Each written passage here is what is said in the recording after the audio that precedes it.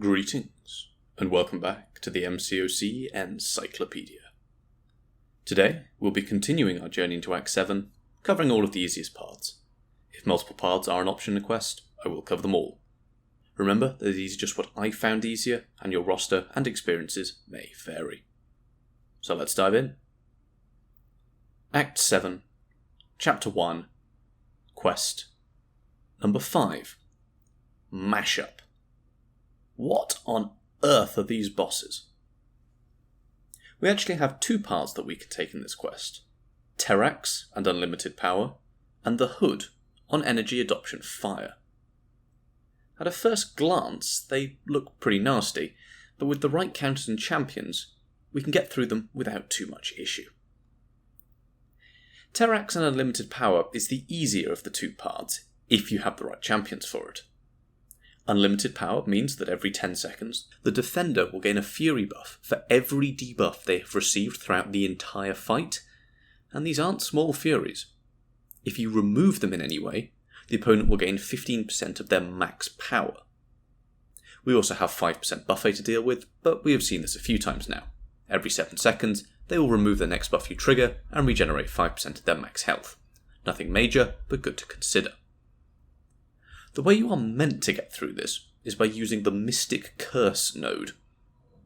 Whenever you throw a special attack with a Mystic champion, you will poison the defender, and this poison will deal more damage proportional to the number of buffs on the defender. And this strategy certainly can work. Grab a big Mystic and buff you go. But there is a much nicer way to deal with this, and that is by using the best champion in the game, not you, Awakened Ronin. His awakened ability will increase the length of the stun on his special attacks and his base damage for each buff on the opponent. It does not take very long before you can just stun lock the opponent in the corner and deal massive damage. If you don't have Ronin though, then we do have a few other options. One way, that might be dubbed the YOLO option, is to use Longshot. This strategy is a little risky to pull off, and you must be running Mystic Dispersion, the more points the better. This is what I used when I first did the path, and it did take a little bit of refining.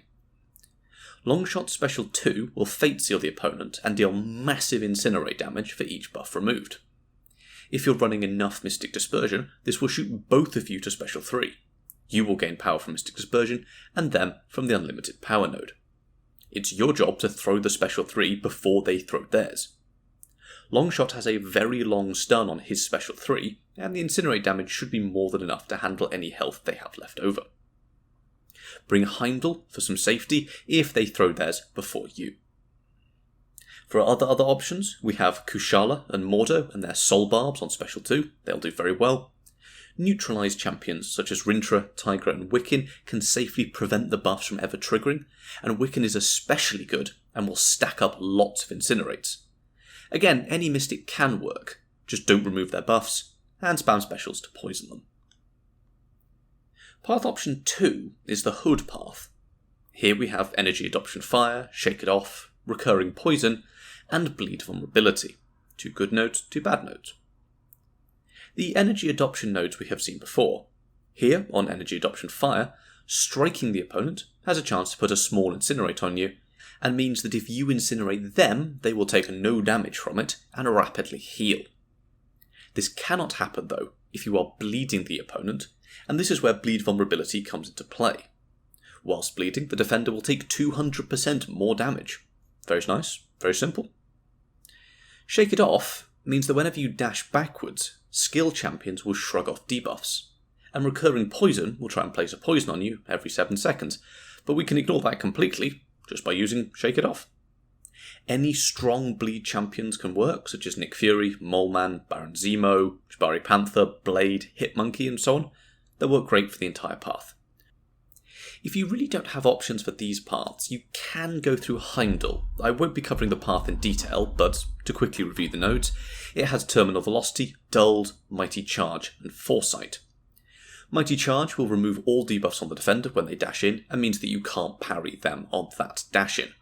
Combined with Foresight, which gives you a Mega Fury whenever you intercept the opponent, and this really means that intercepting is the way to go here. Terminal velocity means that every time you crit the opponent, the amount of power they gain when you hit them is increased by 25%, up to a maximum of 300%.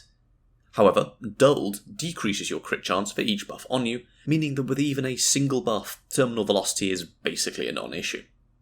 Pretty much any champion can take this path, if you're careful, and ones with buffs have even less to worry about.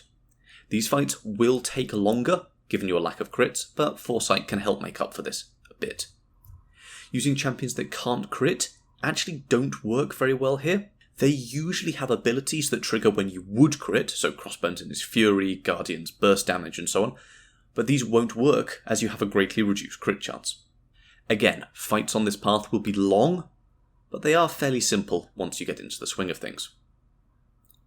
As a quick aside, I have seen the Mr Sinister Tech path recommended, but it wouldn't be my first choice. The nodes here mean that when you throw a special attack with a tech champion, you will heal block the opponent, but if they're already heal blocked, you will gain a Fury for the duration of that special attack.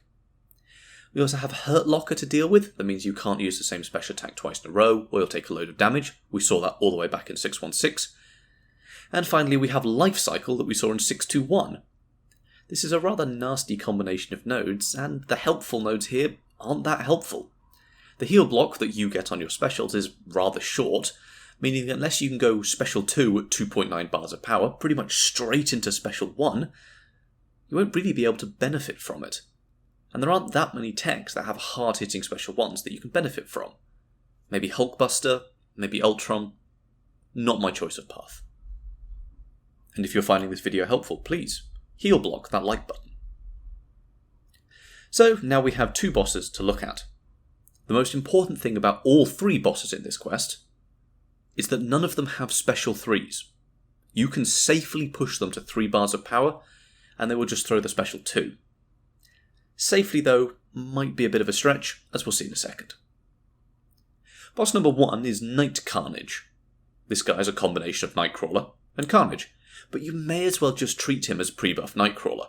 He looks like Carnage with a sword, but really he is just Nightcrawler, and his abilities reflect that. If you are bleeding, he will gain power, as Carnage would, but pretty much everything else in his kit is just Nightcrawler. The evade is what you need to look out for the most, and there's not much more to him than that on defense. Remember that he cannot evade whilst stunned, so parry 3 combos or parry heavies if you have quick animations, and you don't have much to worry about from him. In terms of nodes, the fight is set up very similarly to the Energy Adoption Fire and Bleed path, except here it's Energy Adoption Lightning and Poison Vulnerability. Energy Adoption Lightning won't trigger if he is poisoned, and Poison Vulnerability means that poisoned are a way to go here. He does also have 2 prowess nodes that mean while above 2 bars of power, he will fairly rapidly gain prowess, and separately, once he has 10 or more prowess, all of his special attacks will be unblockable. In my opinion, this is just to make up for the fact that they don't have special 3s. For Night-Carnage though, this really isn't much of an issue, as his specials are very, very easy to dex. We also have Mutual Spectre to deal with. Both champions have their regeneration rate reduced by 200%.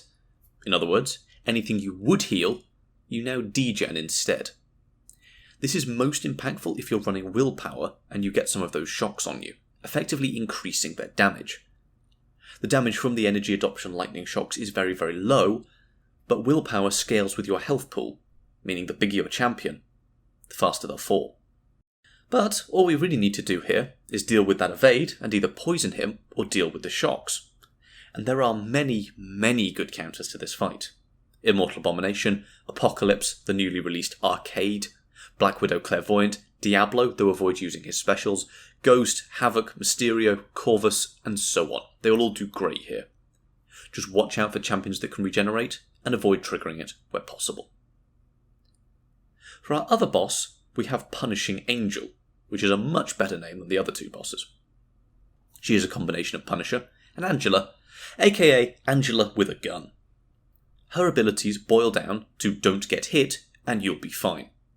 She'll regenerate a bit throughout the fight, and at the end will go indestructible like Punisher does.